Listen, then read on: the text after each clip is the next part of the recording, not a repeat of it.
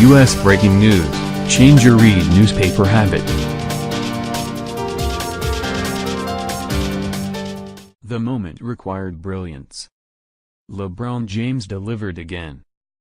James banked in a running one-hander at the buzzer, giving the Cleveland Cavaliers a 105-103 win over Toronto on Saturday night in Game 3 and shoving the Raptors to the edge of their most devastating playoff exit.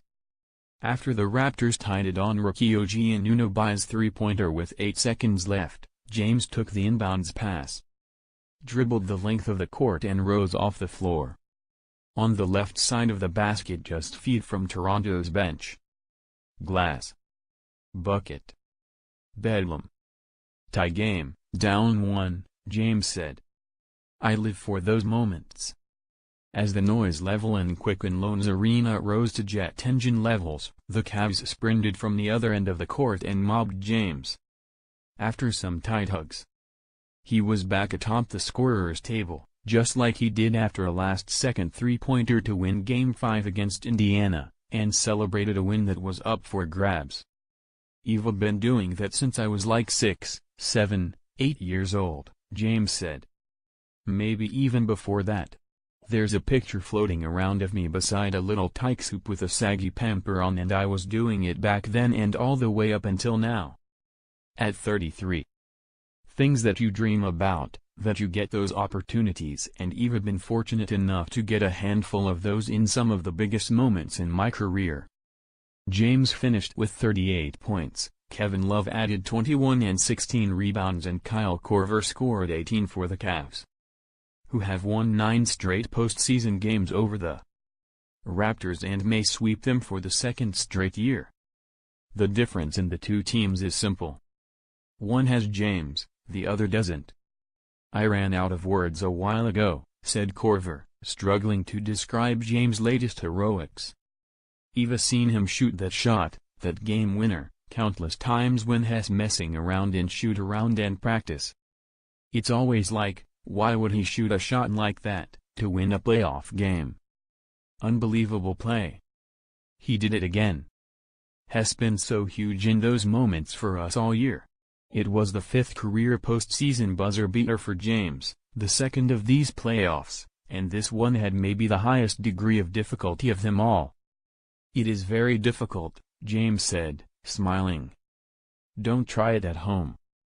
Kyle Lowry scored 27 for Toronto, which played much more physically and clawed back in the fourth quarter while All-Star DeMar DeRozan was on the bench. DeRozan, despondent at not being able to do more or help when it mattered most, went just 3 of 12 from the field and scored 8 points. "It was extremely hard, DeRozan said of being benched by coach Dwayne Casey in the fourth. "I never want to be over there watching. It definitely sucks to watch it. It was just one of those nights for me, personally. I kept thinking, as long as we win, it cures everything."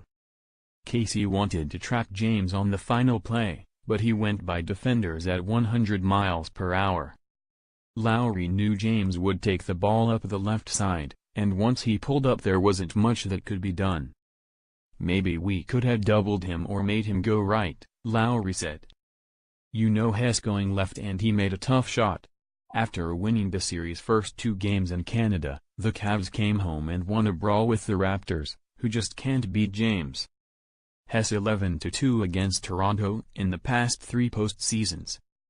The 3-time champion has ended the Raptors' past 2 seasons, and despite playing with a different supporting cast, James is 1 win from the Toronto trifecta.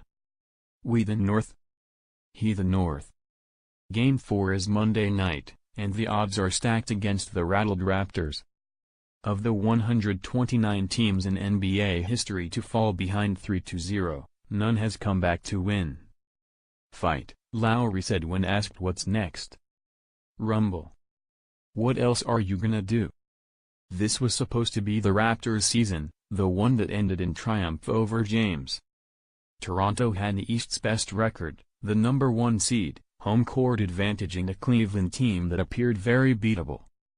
But the Cavs stole Game 1 by a point in overtime, and James scored 43 in a virtuoso Game 2 performance. Then, as he has done so many times, he ripped out Toronto's hearts with a probable series and season-ending dagger. A shot that belongs right at the top of so many in his remarkable career. "There was way more time than I needed," he said. The Associated Press contributed to this report.